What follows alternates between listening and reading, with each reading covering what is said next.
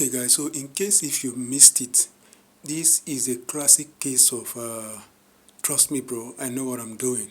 This is the president of Rwanda, or rather, the president of Kenya, sorry. So he has been criticized heavily because, he went to US to see Joe Biden and, all the corporate meetings and everything like that. And then there's a video that went viral whereby he was in I think, the Oval Office. So he was sitting in the seat of the president, the White House. So he was sitting there taking pictures and, being like, when someone meets his hero, a child meets its hero or something like that. So they are excited. So he was seen excited and playing around. So people criticize him that, you are a president of a whole country. How can you be doing such? And that is why these Western countries, Americans and the US and all of America rather, the UK and the rest of them don't really regard Africans because it's like we are still like children to them. We act like children when we are around them. We don't have self-control. How can a whole president be playing around, trying to get a picture in the president's seat, and stuff like that? So, however, people are saying, okay, you went on this trip with a public fund, and then you are misbehaving like that, wasting the money of the country on a useless trip that is not going to benefit them, rather bringing more debt and issues for them. So he has come out to say, okay, based on the public backlash, we're in the age of social media now. Anything that happens goes on social media. People that understand the whole story and those that do not understand the whole story, they dabble into it and still abusing you and everything. So he has come to clear the air and be like, hey, I'm not mad. I am not crazy. I know what I'm doing. And for those saying that I wasted the money of the country to go on that trip, no, I didn't. So he made a video. I'm going to post the video later. You'll see it. Whereby he's saying, I'm actually not a madman. I know what I'm doing. And I didn't spend so much money, just like you people think I spent. So in other words, the case of him trying to justify his action, trying to justify the trip, trying to justify the expenses and play it down, and also try to justify his action. So like I said, it's a classic case of, trust me, bro, I know what I'm doing. So he has come to say, okay, when he wanted to go for the trip, he asked around that they should book a flight for him, and they start calling 70 million Kenyan shillings. Of course, it's in shillings. Don't be scared, because when you hear it's millions, you might think, is it $70 million? No, it's not $70 million. That's 70 million shillings. Kenya uses, I think they make use of shillings. So they told him that they can get it for 70, and he'd be like, no, that's too much. He doesn't have that kind of money to spend on the trip. That he can offer 20, that they should get it. The president making bargains. You can, of course, kudos to him for that, actually, trying to safeguard the money of the country. So he said that he had 20K, that they should, help him get, something for 20K. But rather, he now had directed his people to go to Kenya Airways, the country's carrier, to go and book the flight. So it became obvious that the president wants to go on a trip, and, he's the president of the country. They have to have concessions for him.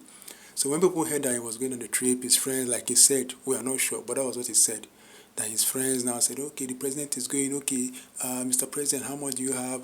How much are you willing to? He said he has 20. They said, okay, don't worry, just pay 10. We'll do the rest. We'll take care of everything for you. And that was how he was able to get the trip that was supposed to cost him 70 million shillings. He got it for 10 million shillings. So, and he's very proud of that. He's very proud of that achievement. So he's telling his people that he's not mad. He knows what he's doing. That even though they might think that he's wasting their money, he is not. And he's trying to make international relations and connections that is going to help the country move forward, whereby other countries are actually trying to pull away from Western powers. Look at what is happening in Burkina Faso, Mali, Niger, and the rest of them now that are being controlled by military. They are even, okay, the president of Burkina Faso, Ibrahim Traore, I'm not pronouncing it well, Ibrahim Traore of Burkina Faso is actually very angry at what this man did. He'll be like, you can't be doing that. You can't be playing around in front of all these Western guys when you know what we are going through. They don't really care about you. What they care is your resources. And we can see that in what is happening in Congo, what is happening in Mali, what's happening in Burkina Faso. As long as they're getting their resources, they don't really care about it. These countries have had independence for how many years, but yet most of them are not developed to date. They are still suffering. Okay, Burkina Faso is a case of, a case that is at hand now that everybody is appreciating.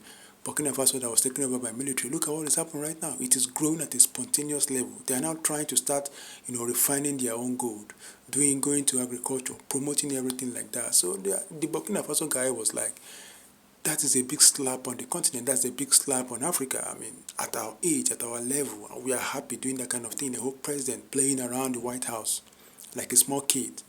And I understand William Ruto. I mean, he's excited. I mean, maybe when he was growing up, he never knew he would eventually one day become president. So for him to get to that level is more like an excitement. It's more like a kid in a candy shop.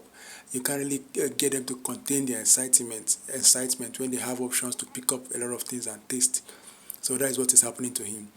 But assuming he was on the other level, whereby the heat of all the things that the Western countries are doing is actually affecting him, he might not be doing that. But since he's at a privileged level, he can actually play around. He doesn't care. It doesn't affect him. Whatever happens to the country, he's secured. His financial status is secured. And now he has international friends, hopefully. That's what he was thinking. Now he has international friends. And you know what the Western countries does? Now that they think they have a good relationship, the next thing they'll start asking for some things that you cannot or you wouldn't want to give. But because you now think you have a relationship with them, you will not want to mess up with that relationship, and then you start condescending. You start consenting to things. You now have military bases. You now have some ties, some alliance. You now have some deals that you're not supposed to have signed in the first place. Your mineral resources, okay, they are going to take care of it. You don't worry, they are going to give you this and that. And at the end of the day, they sign crazy deals that are useless. Look at what France did to Niger. When you see that deal that France signed with Niger, you almost shed tears. So the same thing will happen. So, but I think Kenya is smart. Let's see how Kenya progresses from there. I think Kenya is smart, and I think they can hold their own. Hopefully the country will remain active, and continue to hold the president accountable so as to prevent him from derailing. Okay, so I'll play you the clip so that you see what he said and how he said it and the reaction of the people. Of course, there will always be sycophants. Those that are not even happy, but when they are president or the president, they are going to act as if they are happy. So let me play it for you and let me hear your reaction to it.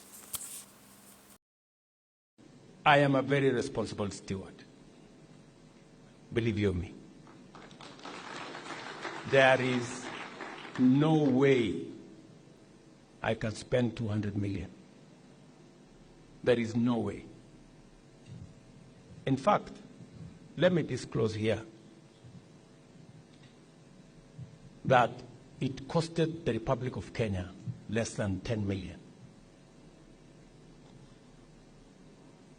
Because, let me tell you, I am not a madman. When I was told the cheapest plane was 70 million,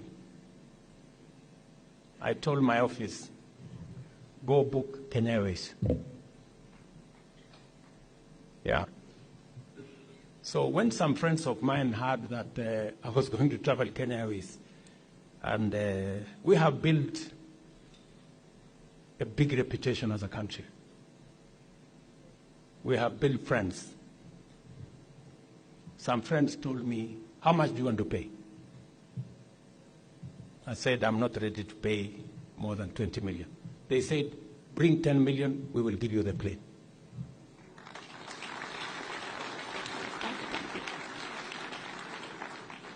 Look at me, Kenyans. Look at me again.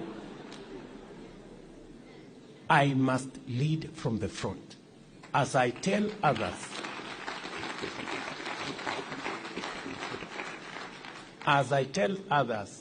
to tighten up their belt, mine must be